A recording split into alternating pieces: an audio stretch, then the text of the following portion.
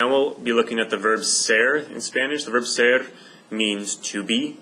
In English, the verb to be is broken down like I am, you are, he or she is, and so on. The verb ser is very important in Spanish, and it is the verb to be is in English. You use it quite often. I'm going to show you how to break it down with the subject pronoun chart that I showed you in the previous video.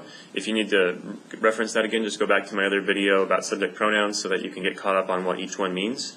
The nice thing about learning this now is that you've already learned half of this chart. You've learned the information at the beginning when we were talking about where people are from. You've already learned some of this, so it's not going to be too hard for you to get down the additional information. So looking at the subject pronoun chart with the verb ser, I have it drawn up on the board right here. Up here at the top, you have yo soy. So this would mean I am. So yo soy for I am. Right here you have tú eres for you are. Down here we have él es, ella es, and usted es. So that would mean he is, she is, and you are. Because remember, usted is the formal form of you, so you are. Up here we have nosotros or nosotras somos. So those would both mean we are.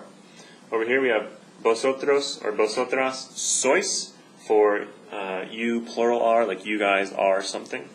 And then over here we have ellos son, ellas son, and ustedes son. So these two right here would both mean they are, and ustedes son would be you, plural are, like you guys or you are interesting. You're an interesting group of people. So as you can see from the subject pronoun chart we learned earlier, the blue words, the subject pronouns, they just kind of go onto the same chart with the verb ser, which means to be. So having this information now, knowing that yo means I, and it goes with soy, so this means I am, it's very vital that you have the blue information down, the subject pronouns, because when you're learning verbs, it's going to come more naturally as you learn them, as you go along. When I said earlier that you've already learned this, you'd learn this when we were talking about where people are from. We learned the question, ¿de dónde eres? ¿De dónde eres? Asking, where are you from?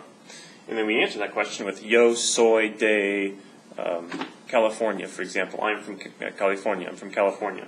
We also learned the es because we learned the question, ¿de dónde es? For where is he from, or where is she from? It can also be used for where are you formal from.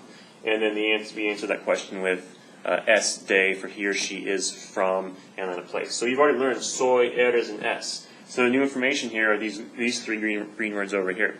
So if you and your friend are talking and you want to say, we are from a place, or you and your sisters, we're from Michigan or whatever, you could say, nosotros somos de Michigan. And if you're just both girls, you could say, nosotras somos de.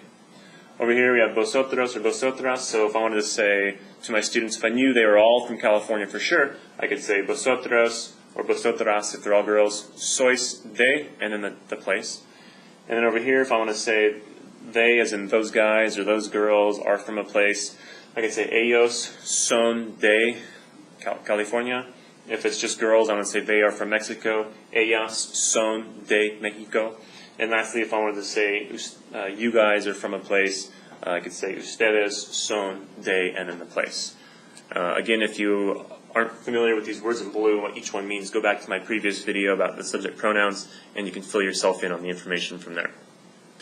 We can also use the verb ser to talk about what people are. For example, if I wanted to say that I'm a teacher, I could use this chart right here, because I know that this is I am, so I could say yo soy maestro. And I could say yo soy maestro.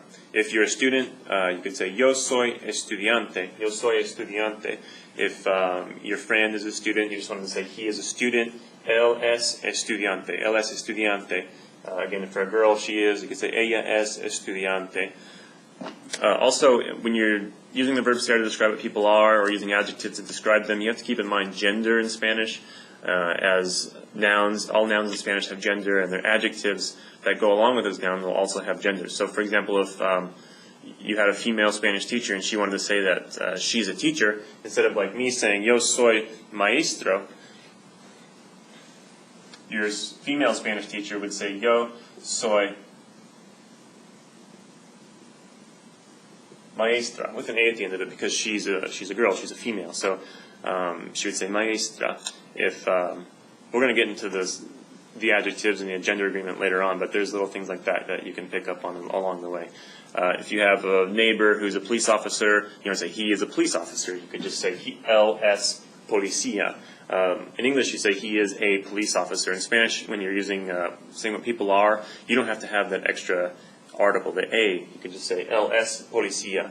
Yo soy maestra. You don't have to say I am a teacher. It's just I am teacher. It sounds kind of funny, but that's how it works.